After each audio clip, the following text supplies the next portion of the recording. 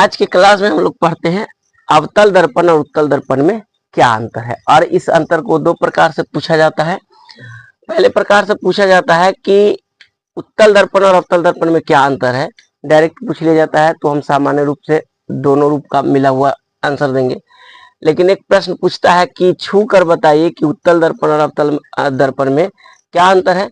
वहीं पर एक आता है कि नहीं, बिना छुए हुए बताइए कि अवतल दर्पण और उत्तल दर्पण में क्या अंतर है।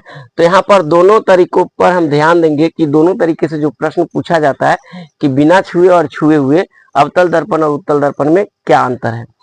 तो पहले देखते हैं बिना छुए हुए उत्तल दर्पण और अवतल दर्पण में कैसे अंतर स्पष्ट करेंगे। तो सबसे पहले दोनों प्रकार के दर्पणों को एक पिन की सहायता से एक टेबल पर सेट कर देते हैं और उसके सामने विभिन्न दूरियों पर वस्तुओं को रख करके उसके द्वारा बने हुए प्रतिबिंब का अवलोकन करेंगे। यदि प्रतिबिंब हमेशा काल्पनिक बनता हो, प्रतिबिंब हमेशा जो है प्रतिबिंब हमेशा काल्पनिक हो,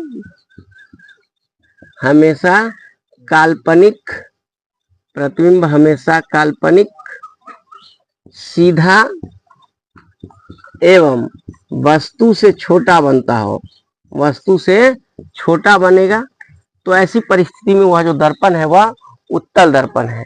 और यदि प्रतिबिंब है ना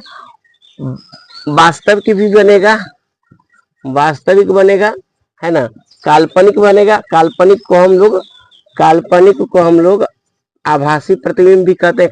वास्तविक भी बनेगा, काल्पनिक भी बनेगा, वस्तु से बड़ा भी बनेगा है ना, छोटा भी बनेगा और वस्तु से समान आकार का बनेगा है ना।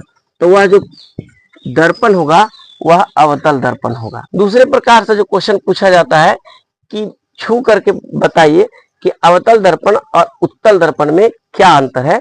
तो इसमें अंतर स्पष्ट करने के लिए दोनों प्रकार के दर्पणों को छूकर अनुभव करेंगे। यदि उसका जो परावर्तक सतह है वह धंसा हुआ होगा तो वह दर्पण जो होगा वह अवतल दर्पण होगा, और यदि परावर्तक सतह उभरा हुआ हो तो वह दर्पण उत्तल दर्पण होगा।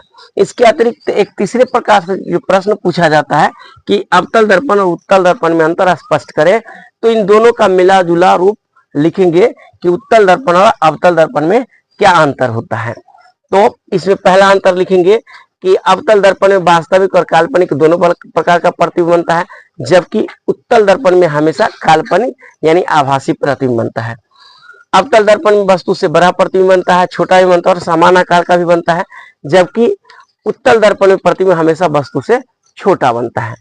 अब तीसरा अंतर आता है कि जो अवतल दर्पण है इसका जो फोकस होता है, इसका फोकस जो होता है मुख्य फोकस या फोकस कह लीजिए मुख्य फोकस यह जो होता है यह वास्तविक होता है, जबकि इसका जो मुख्य फोकस होता है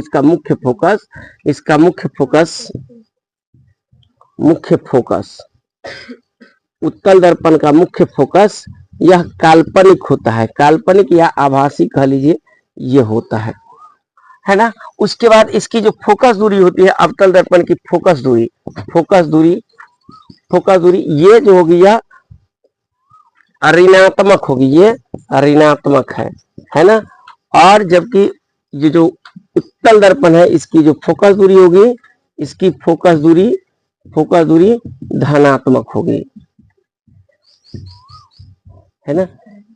इसके बाद इसका जो वक्रता त्रिज्या होता है, वक्रता त्रिज्या का मान भी वक्रता त्रिज्या अवतल दर्पण के वक्रता त्रिज्या ये भी जो होता है यह ऋणात्मक है ना। और इसका जो वक्रता त्रिज्या होगा उत्तल दर्पण का वक्रता त्रिज्या ये धनात्मक होगा, वक्रता त्रिज्या धनात्मक होगा। तो इस प्रकार से उत्तल दर्पण और अवतल दर्पण में कुछ अंतरों को देखा गया है।